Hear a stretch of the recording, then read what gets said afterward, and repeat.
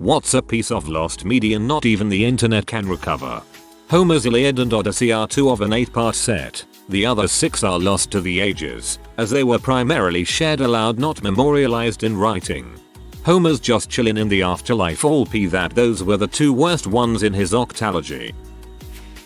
The Film Foundation has estimated that about 90% of all films made before 1929 are lost. This includes the first films by Alfred Hitchcock, Frank Capra and several other notable filmmakers, the earliest film adaptations of several famous stories, and one of the first Best Picture Oscar nominees. This is because back in the 20s, a decade well known for its foresight, film was shot on nitrate, which would often spontaneously combust into plumes of hellfire that would destroy everything around it unless it was stored in a low humidity, low heat environment. Hollywood producers, a group also well known for their foresight, decided to frick that and stored them in sun-baked storage sheds in the middle of Los Angeles. Heck, my grandfather had old nitrate film in the garage, until he almost burned down the garage. I wonder what early Universal stuff we lost forever. I'm surprised that no one has mentioned the terabytes of images on Photobucket yet. Photobucket used to be like Imgur, free image hosting and embedding with direct links, but in 2015, they locked everyone's previously free images behind a $100 a year paywall, and it's $400 a year to embed those images on websites. So there are literally millions of Reddit threads, forum posts and personal websites that are defunct. I actually paid the $100 a few months ago to get my photos back. Some were the only copies of photos of my friend who died. Reset my password, and nothing was in my account. I had hundreds of images on my account. There was literally nothing left, and after speaking with their customer support and doing a bit of research, there are several people who have come forward who have lost everything as well with no given way to recover them. I can only imagine what used to be there to browse freely. I'm on several hobby DIY forums that extensively used Photobucket. Immensely frustrating to look back over old threads and find all the pictures are gone.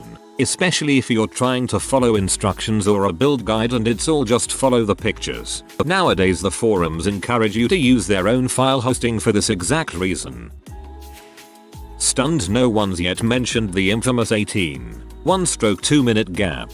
The missing erased portion of Nixon's first taped discussion of Watergate with his chief of staff H.R. Haldeman on the 20th of June, 1972. Even modern digital forensics have been unable to recover what was erased, and it probably wasn't even that interesting.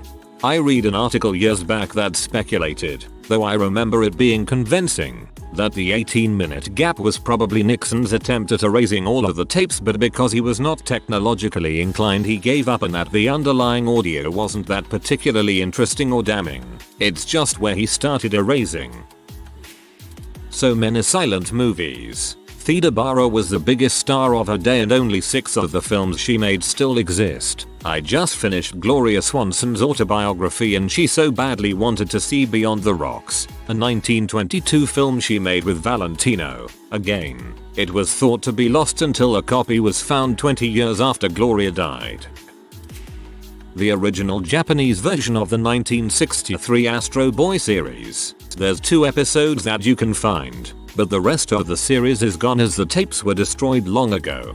The DVD box that I have has a disclaimer stating the original masters were destroyed and they had to track down copies to make the release.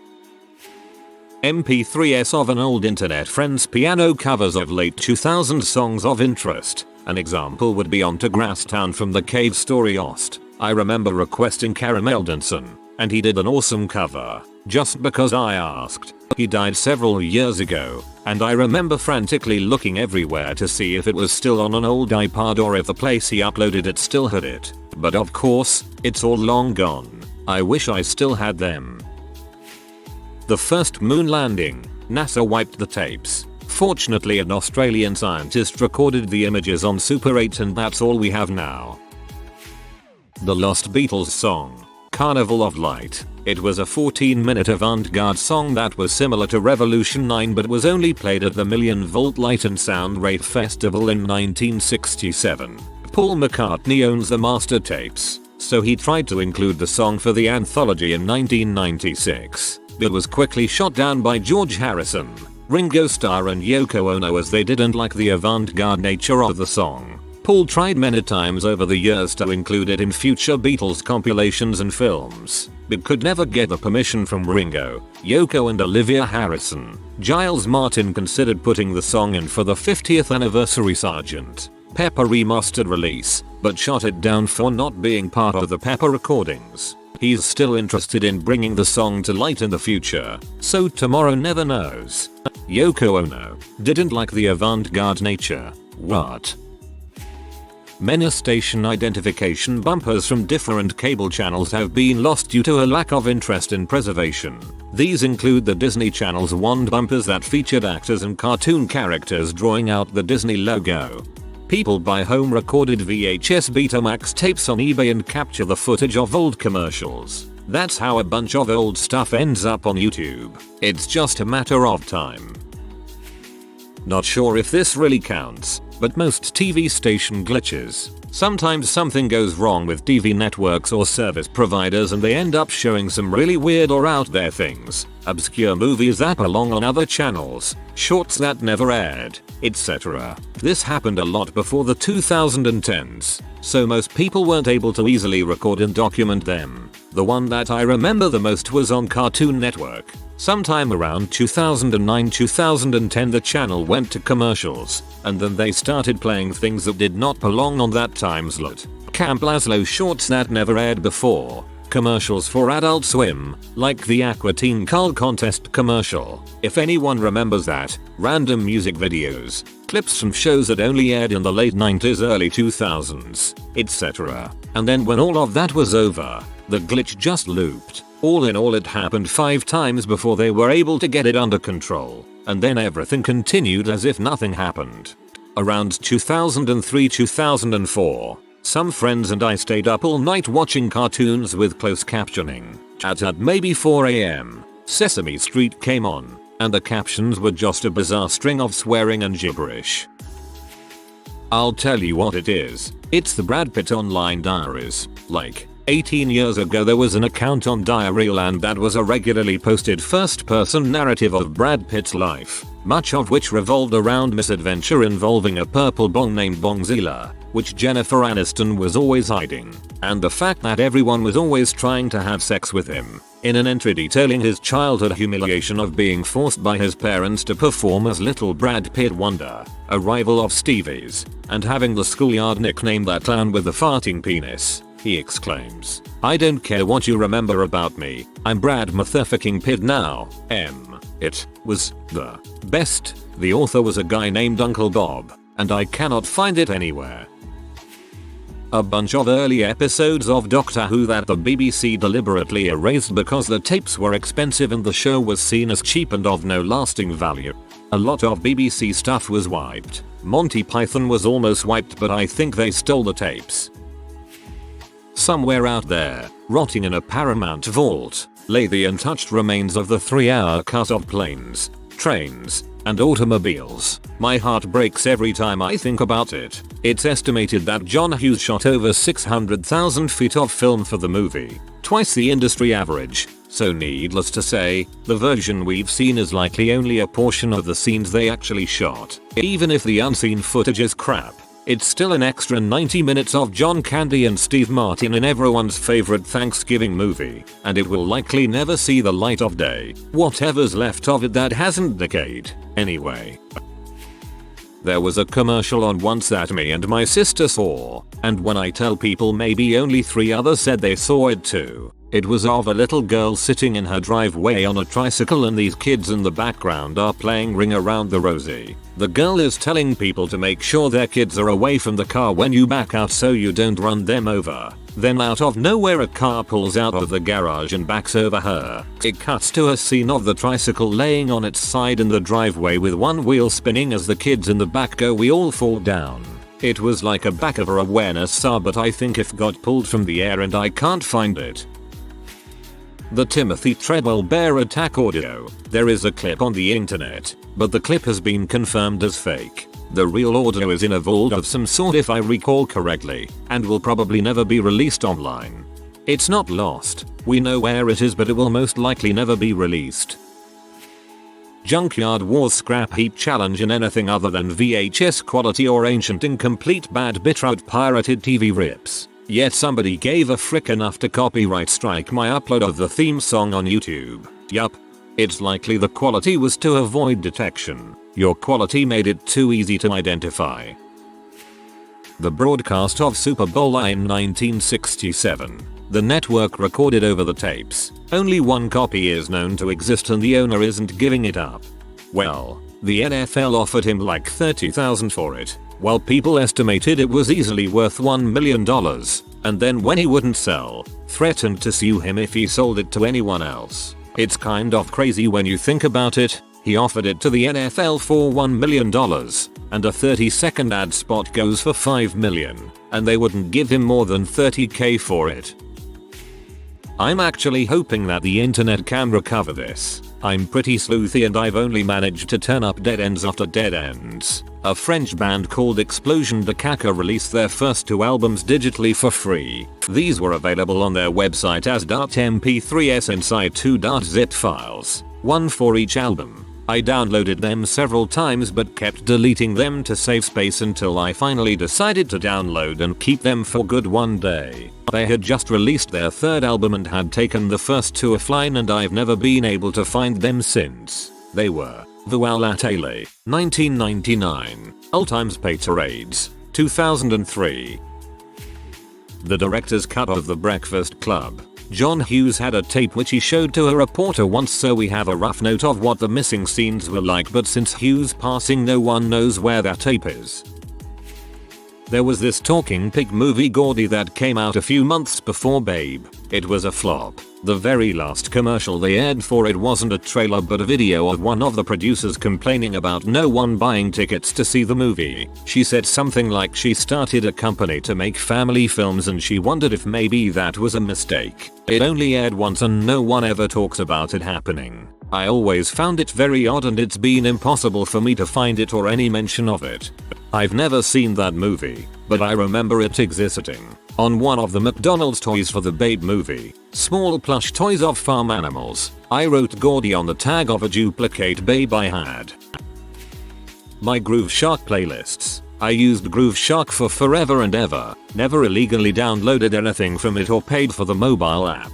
I just really liked using it on my laptop. It was clean and easy to use with no ads. Used it from like 2009 or 2010 up until 2015, and then one day I went to listen to music while doing homework and it was gone. What was really upsetting is that I had used it the day before and I had no forewarning to save my stuff. It's not like I don't have access to the music. I mean, I know everything I listen to is on YouTube and Spotify. I'm upset because I lost my playlists from early high school. Sometimes I'll hear a song, then start thinking about what automatically should come next, and I whip out my note on my phone where I write down the playlist. I remember when it shut down, some Reddit comment suggested this crazy way to sort of re-download the playlist info, but it didn't work for all my stuff. Oh well, life goes on I guess.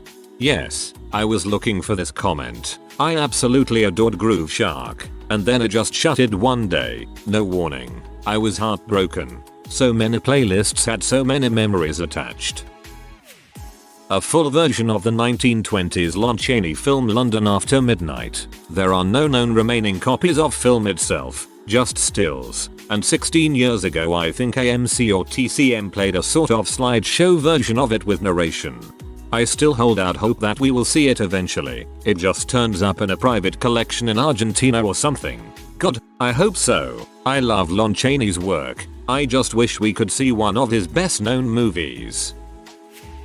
Alex Hirsch, the creator of Gravity Falls, on the David Letterman show because he won his high school bird calling contest. The Gravity Falls sub tried to find it years ago but gave up. He refuses to do bird calls at all now. At his own admission, he has tried his damnedest to destroy every bit of that footage he could find. If anyone is interested in looking, as I have given up, this is the episode. The episode aired the 20th of June, 2002, season 9 episode 172. I've been occasionally looking, unsuccessfully, for when Alan Greenspan appeared on David Letterman's show. It might be season 15 episode 21 but I've never seen a video of it. I saw it live. Letterman asked an interesting question on the autonomy of the Federal Reserve and Greenspan said something dismissive like, "We'll do what we please until an act of Congress changes it." Well, I was going to write about my own white whale, but when looking up the details I discovered somebody uploaded it to YouTube in 2016. It was John Mellencamp's solo acoustic performance of Pink Houses on the news show back in 1984. I saw it that one time it was broadcast, when I was 13, and I looked for it on and off for the last 15 years. Didn't help that I wasn't even sure which TV show it was, but tonight I felt pretty sure Buck Henry had something to do with it. Et voila, life is grand. The cut parts of Django Unchained, if I recall correctly, they added over an hour of runtime, and Tarantino cut them because he feared they would traumatize the audience. You know it must be some fricked up shades of crap if Tarantino thinks it would traumatize people. When I was a kid, 80s, I would flip through department store ads when the Sunday paper came. My mom was more likely to buy me a toy I wanted if it was on sale. I remember there used to be child underwear models and ads where kids were wearing whatever underpants that happened to be on sale that week in the Sears or Kmart ads. There's no way I want to try to Google this, but I'm pretty sure nobody ever bothered to save those old ads, and now I wonder if future generations will have any idea how much our society has changed in the last 30 years when it comes to how protective we have become of kids. Siri, search. Siri, why don't you take a seat right over there? Owen Hart falling to his death. I swear I've seen the clip back in the Lemieux days. There was a file titled Owen Hart Death Fall and showed a wrestler falling from the rafters, slamming the turnbuckle, breaking his neck. People swear it's never been released and no one has seen it, but the clip I watched looked correct, and I can't even find that clip anymore. The closest thing I can find is the guy falling through the tables. My friend has talked to me about this. It has been erased from existence. I was deemed my family's media librarian and gifted all of my grandfather's Super 8 films and slides for safekeeping. I transferred the Super 8 films to VHS, which my grandpa enjoyed watching in his final days in the year 2001. It's something I'm still proud of my teenage self for having the patience to do. Unfortunately, greed is strong and the VHS copies were lost after he passed because his 7 kids descended upon the house and stripped it bare. But worst of all original media was destroyed when my house burned down nigh on 10 years ago. Sorry about your granddad's passing, his greedy kids, and your home. Sounds like you did a very admirable thing. There's so much art and literature that gets posted on various sites, DeviantArt, Tumblr, Twitter, etc. And sometimes the site admins or the user just takes it down. And if it wasn't a hugely popular thing, nobody has a copy saved. Buffalo Sabres highlights from the 70s and 80s. Vast majority of the French Connection's heyday was lost to poor storage as well as accidental deleting. Visitors highlights still exist, but pretty much anything from the Ted Darling years is gone.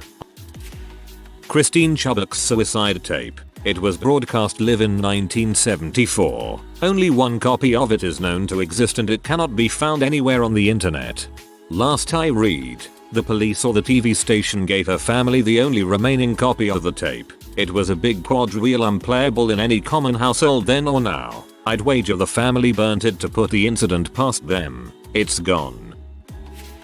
Shortly after D-Day, after the beaches of Normandy were taken by the Allies and the liberation of France began at the cost of untold human lives and unthinkable carnage, a general gathered as much of the film that was shot on the beaches that day and threw it into the English Channel. Only a handful of film reels from this event survived the war, even though there were dozens of men with cameras on the beaches that day.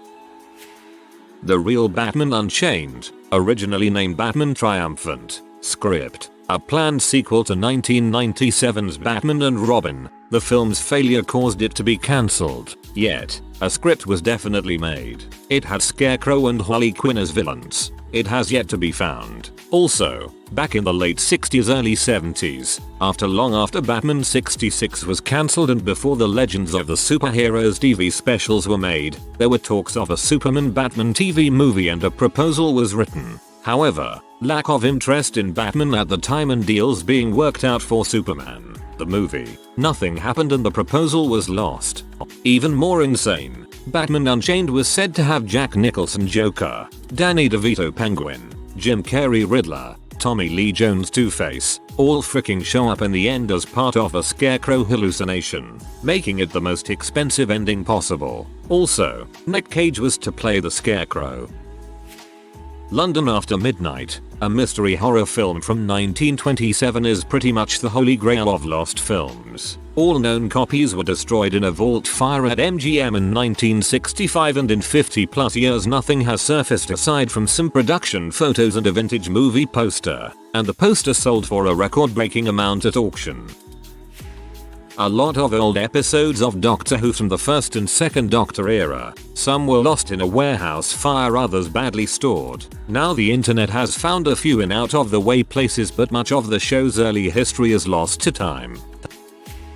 An amazing remix I had as a kid. My uncle gave me an MP3 he loaded with crap from LimeWire. I still have some remixes that are one of a kind, but the one I wanted is gone. The original MP3 got lost by my stupid father. All remember is a few parts. The intro going wow, that was also the title. Some lyrics I don't need a mic to take you to the Twilight Zone, and the end, which I believe is taken from Deltron 3030's Mastermind. Ivy spend days looking. Days going over backwater torrent sites and old music forums. I have a feeling I'm gonna hear it on my deathbed at this point. That or it's from the future and my job is to recompose it. I know not a single person would know what I am talking about, but lots of lost episodes of Mexican comedy show El Chavo del Ocho. Apparently Televisa ruined the only original tapes and lost the episodes. I don't see why you would assume no one would know about this show. It's only one of the most popular TV shows in Latin America. All lights fricked on the hairy ump drooling. Godspeed You Black Emperor's first album. The Reddit apparently got close once. Maybe. I literally had no idea about that album. I own everything else of theirs on vinyl. I thought my collection was complete, but now there's a void in my life from knowing I don't have all of their stuff. I'm so glad I can contribute to this thread. When I was a junior in Catholic high school in the early 90s, I took a required Christian marriage class. We had sex ed in the class and our teacher showed us a cartoon about STDs. I don't remember the title or almost anything about it, but I would kill to see it again. All I remember is, the STDs were cartoon characters with names like Tricky Mona, Trichomoniasis, and Silly Phyllis, Syphilis. Those are the only two STD characters that I can remember, and no one else I still talk to from high school remembers it. I've tried to Google it, to no avail. Boo. The Star Wars Holiday Special. There's a crap quality taping of it, with parts missing. Last I checked, but we'll never see the whole thing as it was intended, considering George Lucas smashed the film reels with a sledgehammer. Maybe we can petition Disney to remake it though. The Gallery of Madame Lute's Song. It was the first US TV show to star an Asian American, Anna May Wong, in 1951. She played an art dealer moonlighting as a detective. I think there were only 10 episodes and, from what I've read, they weren't very good. Still, I wish we'd preserved a show like this, at least as a testament to Wong's groundbreaking career. The early 90s cartoon TV show, Mighty Maximum. I used to love that show, but it seems to be lost now. If a DVD set ever shows up, I'm going to have quite the nostalgia party. The full run of The Great Space Coaster. Apparently the tapes it is on are deteriorating and expensive to transfer to any modern medium. The guy that played Gary New is taking donations and working on it bit by bit, but the vast majority will probably deteriorate before they're transferred. I actually tried to fund transferring a bunch of tapes, but I think they thought I was a fraudster or something and the conversation petered out. There are a few episodes online, but there were originally 250, and most are unavailable. The show was on the impact level of Sesame Street for a lot of 80s kids like myself. On the assumption that this wasn't another piece of internet misinformation, the patent for the fire hydrant was lost, ironically, in a fire. We don't know who the official inventor was. Currently having a hard time finding a copy of the ABC special Thank God I'm a Country Boy, the ABC special that premiered back in 1974, starring the $6 million band comprised of John Denver, Johnny Cash, Roger Miller, and Glenn Campbell. I'm certain it still exists on VHS in someone's parents' house closet recorded from the original airing, but the whole special doesn't appear to exist online. I guess enough people don't enjoy country music like I do. If you are new to the channel, you can subscribe. I publish new videos every day. Until then, check another video.